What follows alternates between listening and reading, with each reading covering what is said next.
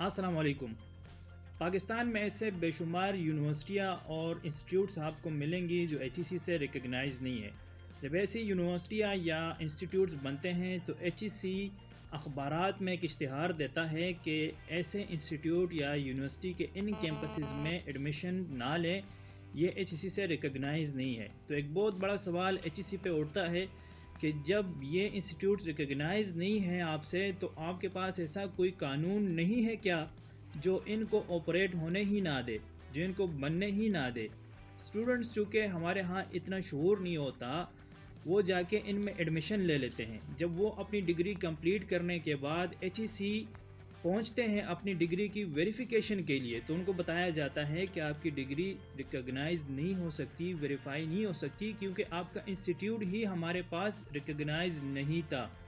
یہ بہت بڑا ایک چیلنجنگ اور بہت پریشان کن لمحہ ہوتا ہے اسٹوڈنٹ کے لیے کہ وہ کسی طرف جا کر کسی گورنمنٹ جاب میں اپلائی بھی نہیں کر سکتا، اور اس کی جو پڑھائی ہوتی ہے وہ بھی ساری جو ڈگری مل جاتی ہے اگر وہ ریکگنائز نہ ہو تو کوئی فائدہ نہیں ہوتا اس کو، اور دوسرا اس کا اتنا بڑا خرچہ بھی کر لیتا ہے۔ اسی طرح کا مسئلہ گلوبل انسٹیٹیوٹ لاہور کے ساتھ بھی پیش آیا۔ جب گلوبل انسٹیٹیوٹ کے اسٹوڈنٹس گریجویٹ ہو کر اپنی ڈگری ویریفائی کرنے کے لیے ایچ ای سی کے پاس پہنچ گئے تو ان کو پتہ چلا کہ ایچ ای سی تو ہمیں ویریفائی ہی نہیں کر رہا۔ تب جا کر پروٹیسٹ ہوئے، اور پروٹیسٹ کے بعد یہ ڈیسائیڈ ہوتا ہے کہ جو مین کیمپس میں تھے ان کو کیٹیگری اے اور بی میں ڈال دیا گیا اور ان کی ڈگریاں ویریفائی کر دی گئی۔ جو گلوبل انسٹیٹیوٹ کے ریموٹ کیمپسز میں پڑھ رہے تھے ان کو کیٹیگری سی اور ڈی میں ڈال دیا گیا،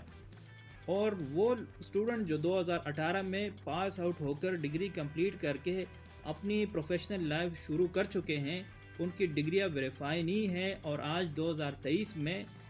ان سے ایک ٹیسٹ لینے کا اعلان کیا جاتا ہے کہ مارچ 2023 میں ہم ان سی اور ڈی کیٹیگری والوں سے ٹیسٹ لیں گے۔ اگر یہ ٹیسٹ پاس کرتے ہیں تو تب جا کر ہم ان کی ڈگریاں ویریفائی کرتے ہیں۔ تو ان اسٹوڈنٹس کے لیے یہ کتنا مشکل مرحلہ ہے کہ وہ کس طرح یہ ٹیسٹ پاس کریں گے۔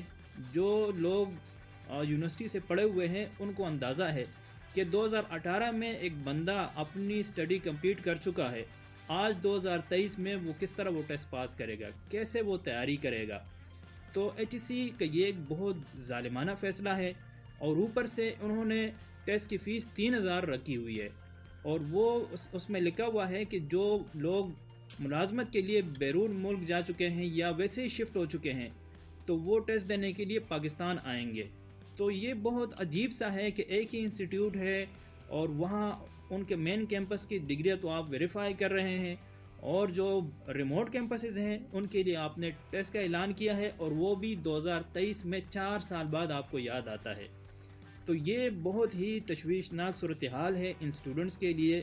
تو ایچ ای سی گورنمنٹ کو چاہیے کہ اس پہ نظر ثانی کرے اور ان اسٹوڈنٹس کے لیے آسانی کا معاملہ کریں، اور ان کو بھی دوسرے اسٹوڈنٹس کی طرح ان کی ڈگریاں ویریفائی کریں، کیونکہ یہ بہت مشکل ہوتا ہے کہ 4 سال بعد آپ ٹیسٹ میں اپیئر ہو اور آپ ٹیسٹ کیسے پاس کریں گے۔ مجھے تو سمجھ میں نہیں آ رہا کہ ایچ ای سی یہ فیصلہ کیسے کر رہی ہے،